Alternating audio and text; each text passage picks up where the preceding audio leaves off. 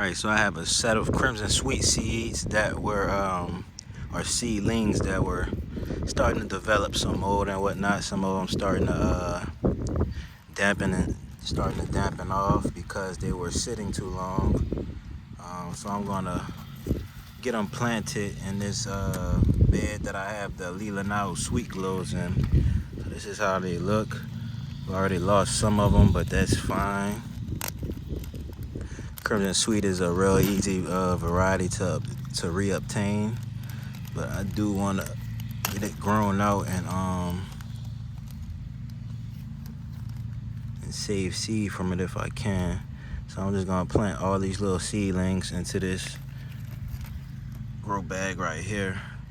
You can see there's some zucchini leaves that's towering over it, so this should help to provide some shade while they're in the juvenile stage of development.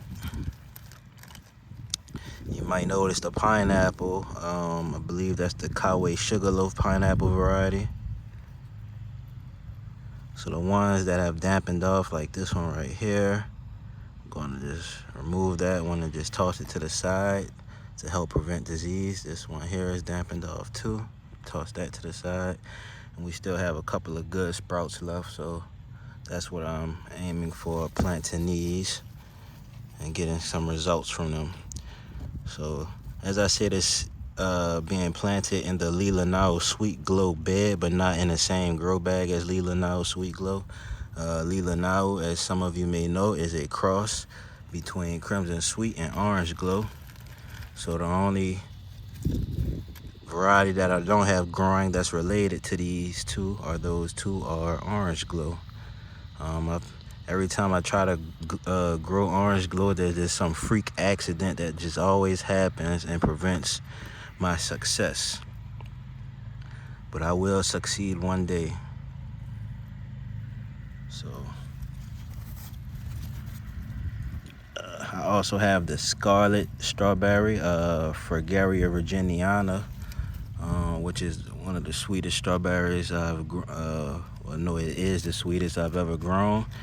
And I have that in this grow bag also. So I actually have more Crimson Sweet sprouts than I realized. I thought most of them had dampened off, which is a good thing that I have more than what I thought. That means we're gonna have a good harvest this season. So how's y'all growing season going this year? What are you growing? Comment down below, let me know. What varieties do you have in the ground? Watermelons, or just any type of cucurbits, or what are you just growing in general? Vegetables, fruits. Let me know, because I'm interested in learning about everything that's going on, because I wanna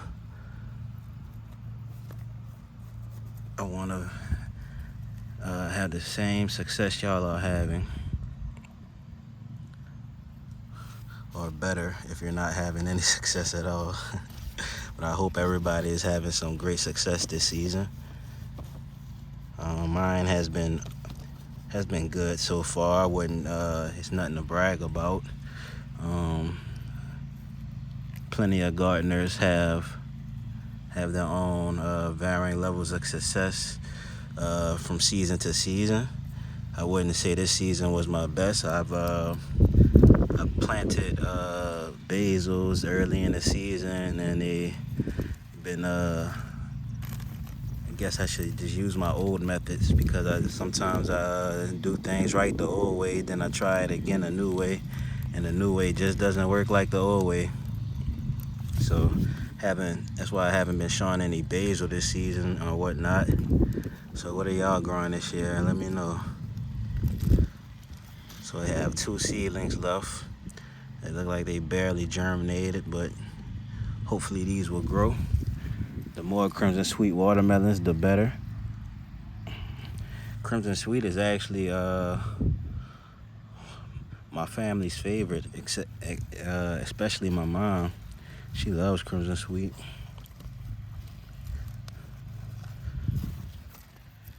So that's that, y'all. Have those Crimson Sweets planted. You can see they're standing up. Let's try to get a better angle here. You see they're standing up quite nicely. You can see they don't have the true leaves because they don't develop, the seedlings don't develop true leaves until they get off of that napkin or until the root touches soil. So this is on the opposite side of the Lila Nau.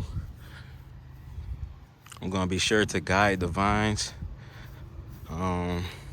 One of my specialties is growing watermelons in small spaces. Growing a lot of them in tight spaces. There's Lila Nau over here on this side.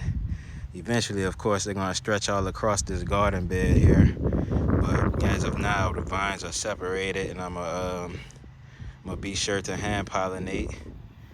And after I have my hand pollinated fruits, I'll just let them go wild after that. So that's that, y'all. I just wanted to do that Crimson Sweet transplant with y'all. You can see Lila Nau is growing real well. It's starting to vine out now.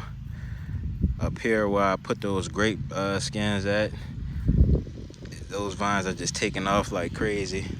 And I also noticed that last season, I believe, when I was growing the red and sweet variety, the seeds so happen to be crossed, so I don't know if I can actually call it red and sweet, but that was what the watermelon was intended to be at the time of growing. But when I was trying to grow the red and sweet variety, I was actually mulching the plant with scarlet strawberries, the scarlet from Baker Creek.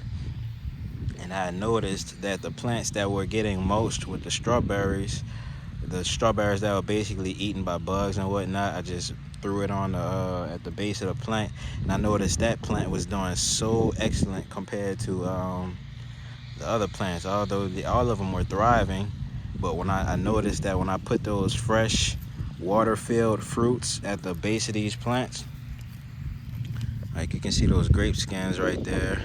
When I put those fresh water-filled fruits at the base of those plants, they just do so excellent. So I'm going to start increasing my strawberry output again. I had a big strawberry bed and they died out from heat, but I'm going to work on that. Uh-oh, is that a bee? Yes, we have bees. Thank you. Y'all see that? Let's see if I can zoom in. My first time seeing one this season.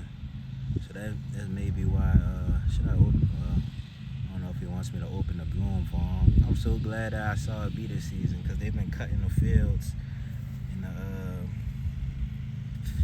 the bee population has just basically dwindled this year. I normally have families of them. Like I can normally come out and hear the buzzing from the bees, but I'm glad to see that, honestly. So I'm gonna keep planting. I'm gonna get some more sunflowers in the ground. I think that's gonna be our next video. I also have some squash that I need to transplant, honey nut squash. I definitely want to get those sunflowers in the ground, seeing that the bees are trying to get to these zucchini flowers.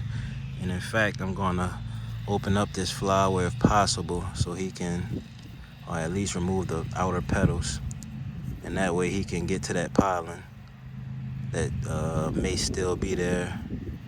So I think this is a closed flower from today. Come on, guy. I tell you what, that thing does not want to open up. So there we go. So now hopefully he can get in there and get as much pollen as he needs. So that's opened up. All right. See if there's any more to open up. So that may, oh, you see those leaf-footed bugs? Look at all that. I'm gonna get that vacuum, guys, cause get off of there. Cause they just eating up my blooms like crazy. Oops, I pulled off the whole flower.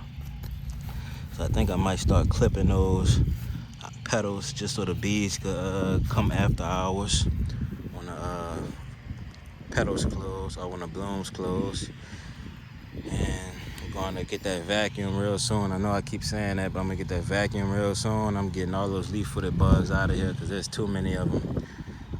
Whew, those things are a nuisance. Crimson Sweets transplanted. We're going to pour some. It's been raining, so that soil is real wet, but we're going to pour some of this little rainwater on there. They're already standing up anyway, but it wouldn't hurt to add a little extra water there. There we go. Get those jump started. I think we have a little more water right here. Look, the bee came back. Thank goodness. So I'm just getting that water on there to get them jump started, and that's that, y'all. So we got a bunch of varieties in the ground, maybe 10 or so.